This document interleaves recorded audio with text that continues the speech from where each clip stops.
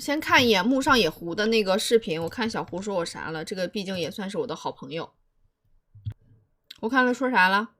哎呀，卡住了，加载不出来怎么办，兄弟们？不是不想跑战老师的谱啊，加载不出来。哎，好，朋友们，来了啊！战老师的谱，我们大概给大家跑一下这个吻合度啊，因为刚刚看了这个宣宫智能、深宫智能啊，这都是很强力的棋手啊。现在我们看一下战老师到底是怎么样啊？战老师这一盘是直白啊，战老师直白啊，上来我们就说这个布局阶段就把自己降到了40级的吻合度啊，这个其实是在职业对局中非常罕见的，和刚刚那几局比起来其实蛮好玩，然后马上又在回升了啊，开个玩笑，上来就只有他还笑，来大家看这个，不是，我不理解了，他还笑，他有什么资格笑我？他跟我下让两子他都下不过，他有什么资格笑我？我对他掏心掏肺，我把他当朋友，他直播的时候就这样说我的呀。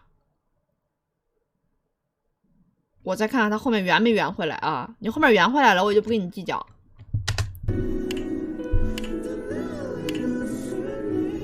接下来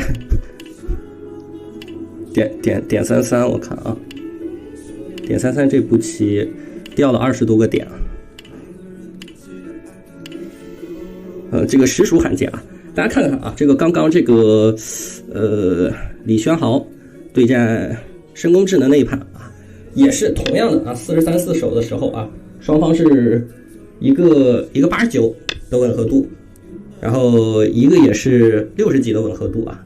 现在，当然战老师何等样人啊，这个肯定和他们不一样嘛，33的吻合度啊，这个非常的强啊，非常的强。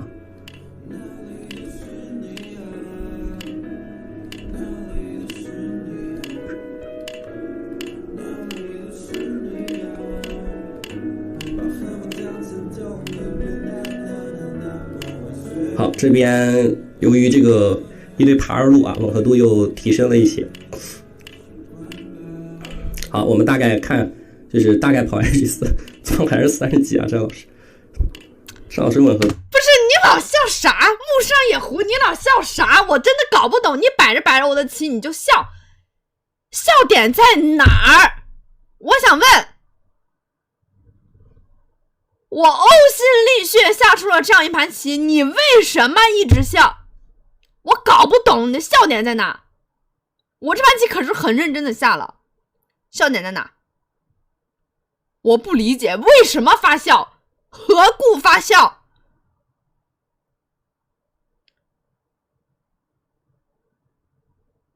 我还是那句话，一个让两子。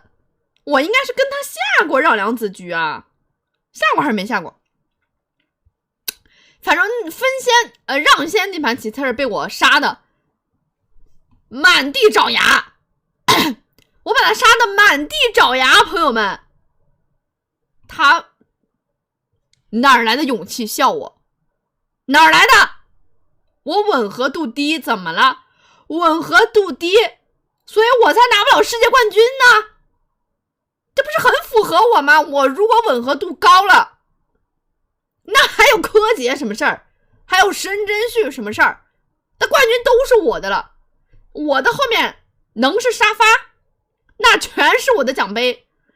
到时候就柯洁的后面都是沙发，我的后面全是奖杯了。此时此刻我的后面只有沙发，柯洁的直播间只有奖杯。那不就是因为我吻合度低吗？有什么好笑的？有什么好笑的？气死我了！他一直搁这笑，柯洁笑我也就算了。柯洁质问我右上角你不是全死光了吗？我以为我自己在弃子啊。柯洁说你这不是全死光了吗？柯洁来说就算了，人家棋厉害，然后八冠王。我好好听着啊！是，老师说的对。木上野狐，你是我的好朋友，你怎么能这么说呢？太过分了，好像确实略微有点低呀。当然，这个可能啊，这个就是我们就是大鱼大肉吃惯了。所谓的大鱼大肉，就是说，相对于这个申真谞啊、李轩豪啊这一类的棋手啊，这个那人家肯定这个棋上更有内容嘛，所以这个也还好啊。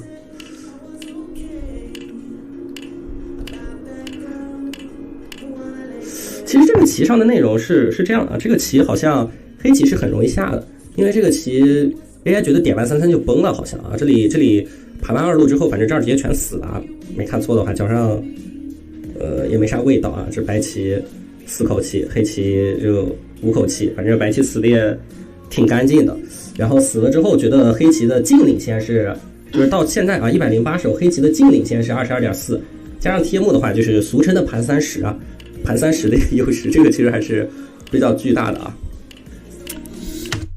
我真是我就不服了，我就不爽了。你讲我的棋就讲我的棋，你非要编我的诗，你非要拿一盘我下的我这么不发挥的一盘棋，你要给我测我的吻合度是多少？哎，也就随你了，你测也就测了，你老笑个什么劲儿啊？你说你笑啥？笑点它在哪儿？笑点在哪儿？我真的不理解，有什么好笑的？我下的棋这么好笑吗？好笑吗？我问你们，我下的棋好笑吗？我这盘棋下的很认真的，好不好？我努力争胜，奋力拼搏，我不怕死，死光就死光，明年再来，有什么好笑的？啊，我不理解了。他讲棋就讲棋，他老笑个什么劲儿呢？他老就好像对我是一种无形的啊，就是嘲笑我下的棋。我下的棋有那么好笑吗？我不觉得，我觉得还是挺努力的。实力固然不在，但是有努力的成分在，我们的精神是值得学习的。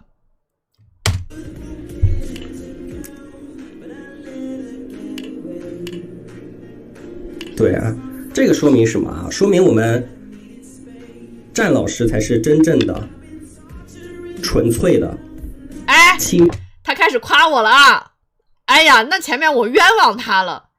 我就说嘛，我们之间是好朋友的关系，平时也经常会聊聊天，好朋友的关系，他怎么可能会在他的直播间一直损我呢？一直阴阳怪气我的，对不对？我就说他后面一定会圆回来的，对不对？我一开始的时候也说了，他前面那样说呀，也纯粹就是为了节目效果，后面一定就是会圆回来，会夸回来的。毕竟他还是很在意我们之间的友谊的嘛，还是很在意我们之间的友情啊。我们那个平时虽然说平时不太见面，两个人在各自的城市、各自的地方，但时不时的有什么问题，微信也是会交流交流的，对不对？还是好朋友的，至少我是把他当成我的知心好友的。有什么我都向他去请教啊，有什么不懂的，关于电脑啊，关于 AI 啊，这些不懂的我也会虚心向他请教。他也非常乐于助人，帮助我去调我的这个 AI 啊，说怎么样让我的显卡发挥出最大的算力啊，这种是不是？我就知道他会圆回来，他一定不会嘲讽我，他肯定是就前面是节目效果，后面肯定是要圆回来的。清白的棋手啊，不是他人可比啊。哎，怎么有点阴阳怪气呢？这感觉。我怎么感觉有点阴阳怪气？他刚才说啥？不是他啊，纯粹的战老师才是真正的纯粹的清白的棋手啊。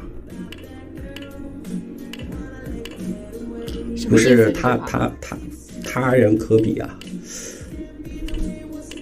不是他人可比，这句话是什么意思？他说我才是纯粹的清白的，不是他人可比的棋手。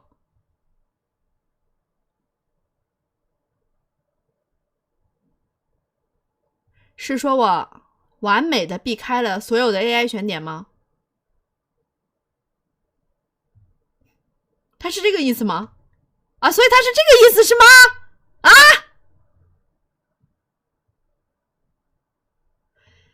你阴阳怪气有一手啊，你无上野狐啊！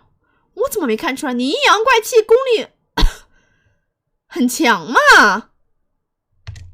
我再听听。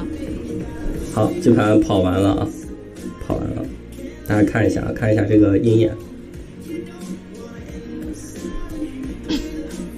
好几鹰眼，哎，啊，我们来看一下啊，这里调出来了全局的数据啊，解禁停6段是68.1%的吻合率，战老师的话是45.1%啊，45.1%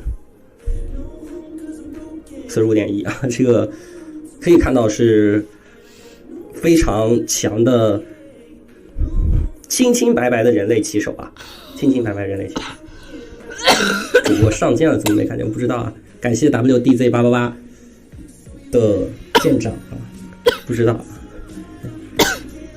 这是认真、纯真的围棋啊！笑什么笑？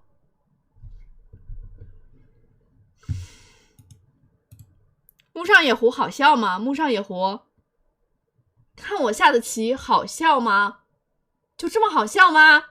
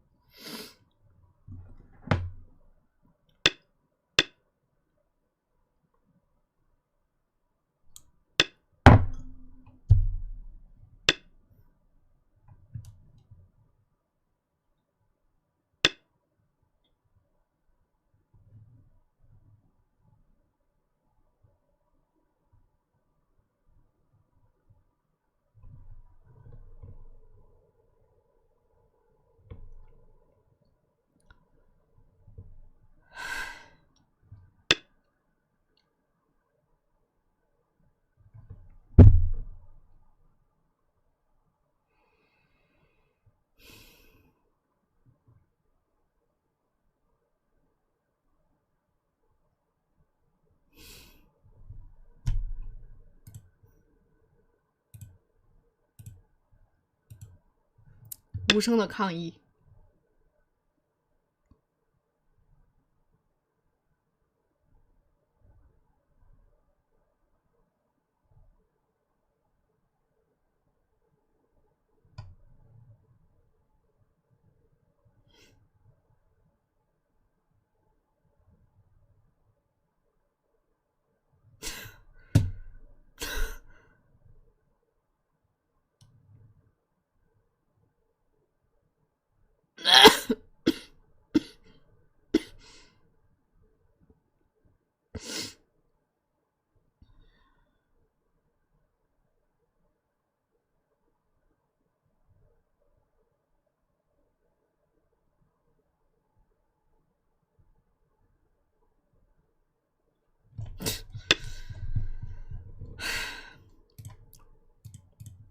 我把你当朋友，你就这么对我是吗？你就这么对我？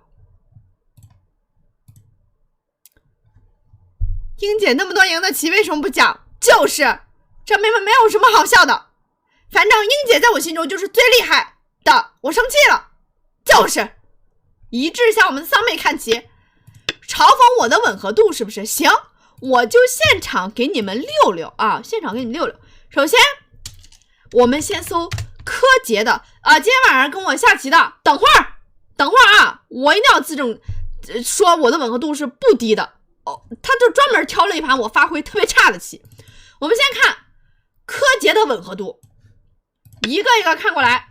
柯洁对申真谞的这盘棋，柯洁执白棋啊，柯洁的吻合度，决一的吻合度是 57.8%， 申真谞是 58.2%， 记住了啊，57和58。再往下看，柯洁输给杨凯文的吻合度，柯洁是 56%， 杨凯文是 59% 啊。再往下看，柯洁输给江东润，这柯洁怎么一直在输啊？5连败了呀！再往下看，66%，江东润这盘棋下的好，达到了高达 66%， 也就是说，人类顶尖高手的棋当中达到了 66%， 就是已经他发挥的非常好了，那正常来说呢，这种顶尖高手下出决一的这个首选的这个是 55%， 啊，55到58这种，是不是？我们这看了这几盘都是这样。再看他输给朴廷桓的这盘棋，因为这盘棋呢手数相对来说少一点，没有下到那么多。然后这盘棋呢，朴廷桓64%，柯洁这盘棋下的可能不是那么的好，只有 52%啊，52%。然后再看输给童梦成的，看看吻合度，柯洁 52%， 这盘棋也发挥不佳。童梦成这盘棋发挥很好 61%。 好，我们先看柯洁的5盘棋啊，看柯洁的，再看看我的战鹰，再看我的这盘棋，我发挥不好，我的你们这吻合度看得见吗？我的这个决一的吻合度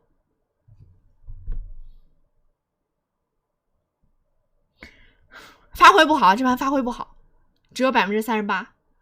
我要重申，我发挥不好这盘棋，我发挥不好，我要再三说明我发挥不好，再三说明这盘棋我是真的发挥不好，不是我的真实水平，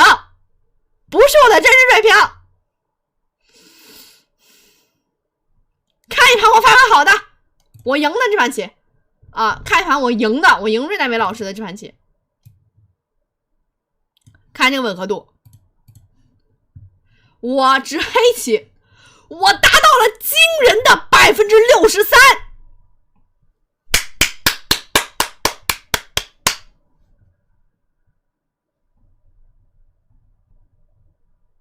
我发挥好的时候也是可以突破一下个人历史新高的，好不好？惊人的 63%， 我下的好，是不是也是有下的还不错的时候的？那我们抛去最烂的发挥和最佳的发挥，看一看我平均值是在一个什么程度啊？平均值就是一直输的时候，我的吻合度又是在什么时候呢？又是在多少呢？看一下，这盘棋我直白，我也可以达到 54.8% 啊。然后再往下看，这盘输给周鸿祎，再看输给张子涵的，我直白，属于有点发挥不是很稳定的这种类型的选手了啊，只有 40.8%， 我的发挥不是很稳定，相信大家也都看到了，我就是状态好的时候很好，状态差的时候可以跌至谷底，直上直下的这种选手啊，直上直下。再往下看，输给李欣怡的直上直下的选手，这一盘棋我的胜率回到了算是一个比较平均的值 55.4%， 我的吻合度直白 55.4%。 所以我呢，就是如果那天发挥不好的话，是会在40甚至低于40的，但如果我发挥好了的话，也是可以上平均值50多的。你看这盘棋，我速败陆敏泉，速败全盘，我只下了63手棋，我就把这盘棋输掉了。就死光了。我这盘棋就，尽管如此，我的吻合度依然达到了 55.6%， 虽然对手的吻合度达到了 71.4%， 比我快高出了20个点，所以我输了呀。这是也是符合逻辑的呀，也是符合逻辑的，对不对？这盘棋我确实输的有点太快了。连我们队的教练彭泉老师在下完棋之后都跟我说：“战英啊，你不能这么下棋啊，你这么下棋，咱们队就没希望了呀。”哈，那不就来年不就降级了吗？真没希望了，降级了呀。我的教练也是预言家呀，我的教练。回归正题，总而言之，就是说我的吻合度呢，如果是平均值的话，它也可以是在达到一个50%的一个程度的。那我发挥很差的时候发挥极差的那盘棋就全都让你们看见了，全网就编我这盘棋的诗啊！我难得下出一盘吻合度只有 38% 的棋，就是全网就逮着我这盘棋死讲。怎么不讲讲我这盘最高的高达 63% 的你怎么不讲呢？我发挥不好的棋，最低的那盘你们逮着使劲讲。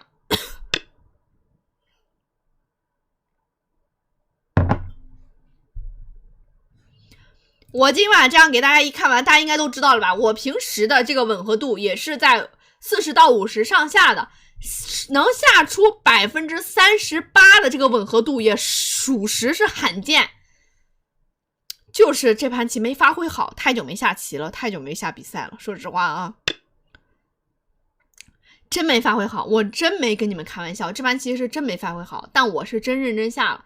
但这个发挥这个东西呢，它有的时候就是，竞技状态这个东西，它真可遇不可求，它真的可遇不可求。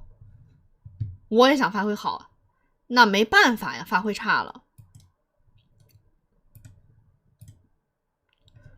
别和柯洁比，宣神中盘粘合度 88% 呀，应将。你对手70吻合度能赢解宝吗？我看解宝也没几个70，吻合度也和对手给予的压力有关吧？对，你这话说对了，这话是说对了，就是说对手，虽然我很不想承认这一点啊，但我们也要客观事实的去分析这个东西，就是这盘棋陆米全的胜率，陆米全的这个吻合度达到惊人的 41% 呢。我专门去咨询了一个 AI 大佬，我去问我说这有的时候为什么胜率有的时候会这么高，也没觉得这盘棋说下的特别好。他给我的回复是，对手越没有抵抗力的时候，这个吻合度就会更高。那这个时候的吻合度其实是不具备参考价值的，因为这个时候就是属于，说直接一点就是对手太菜了，怎么下都行。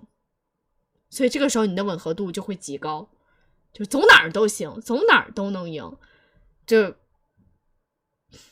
我觉得这盘棋可能就是他所说的这种情况吧。虽然我很不想承认，但是我们要客观的去看待一个东西。不好意思，这盘棋可能就是那个偶然，就是那个偶然会出现的这种现象。这盘棋我下的不好，我承认这盘棋我下的不好。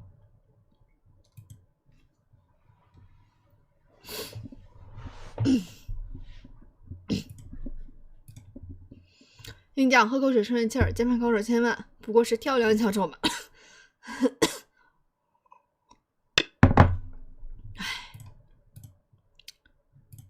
谢谢忙里偷闲，谢谢摸摸鹰酱加油，谢谢你们的安慰。